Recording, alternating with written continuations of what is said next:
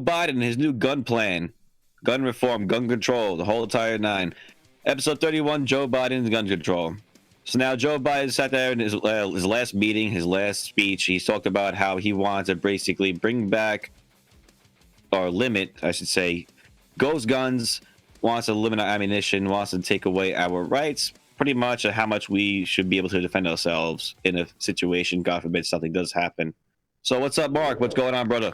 Not much. What's going on, guys? Thanks for tuning in. So, yes, I did watch Biden's speech on gun reform live with his executive orders. And the most concerning thing when he first came out, he said from obviously his teleprompter, that no, what was it? Yeah, he said no amendment is absolute.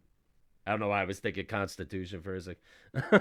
But I yeah, don't know, but how the fuck can you say something like that? Like, how can you say something that no amendment is absolute, meanwhile it's supposed to be there, set in stone? oh, yeah.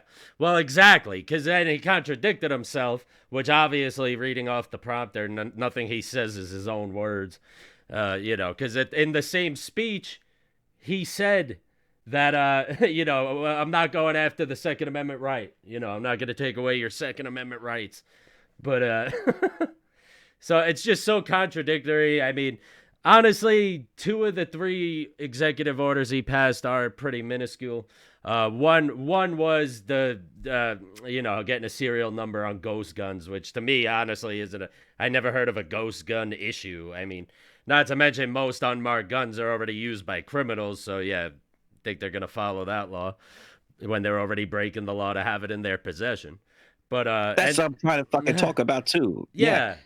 So literally anybody out there, for anybody who's a law-abiding citizen who actually has a gun in their possession, has so many amounts of ammo, holds so much of the clip or whatever it is, you're allowed to do that because you're a law-abiding citizen. You're able to defend yourself. God forbid a situation happens. Who knows? It might be just one attacker. It might be 10 attackers who want to come to your house. Who knows how nice your shit really is that somebody wants to try and kill themselves for it. We should not be limited to how much we should be able to fucking have in a magazine, nor how much ammunition we have in a fucking house, nor what kind of weapon we should be using to defend ourselves. But yeah, continue. Well, the second one I kind of agree with because there is a handful of states and counties where you could bypass a background check, which I agree that shouldn't be possible. So I do agree with that somewhat. You know what I mean? Like, I don't think that's a bad thing. But the worst thing I think out of the three is the high capacity magazine ban, which basically it's going to be illegal to have a magazine that carries over 10 rounds of ammunition, and no one's going to be grandfathered in. So if you own it, you got to get rid of it, or you could be in a hairy situation if you ever have to use your high capacity magazine in a self-defense situation. If you're ever in a situation where your cop has to run your serial number, guess what? There's more than 10 rounds in that gun. Boom, you could go to jail. So as much as it sucks, I mean, you could be a freedom fighter, but I ain't trying to go to jail over something like that. Yeah, that kind of closes the argument too for us to try and talk about: are you a freedom fighter, or are you somebody who's going to try and, not going to say it's a cowardly way of looking at it, because nothing will be reasonable for anybody out there who has a family or just trying to get by on life. Are you going to let them just take away your rights? So you're going to try and stand up for it and take a risk of obviously going to jail for a law that really shouldn't be there. Now, going into this also, we're talking about ghost guns. What is the definition of a ghost gun, guys? Do you guys really know what the definition of a ghost gun is? I never knew what the fucking ghost gun was. I never even heard the term ghost guns before until this came out. So Washington Post, this is actually on NBC News. President Joe Biden is trying to limit the amount of ghost guns and make it easier for people to flag family members who shouldn't be allowed to purchase firearms, with a series of executive actions taken Thursday in the wake of recent mass shootings. That includes the Boulder shooting in Atlanta.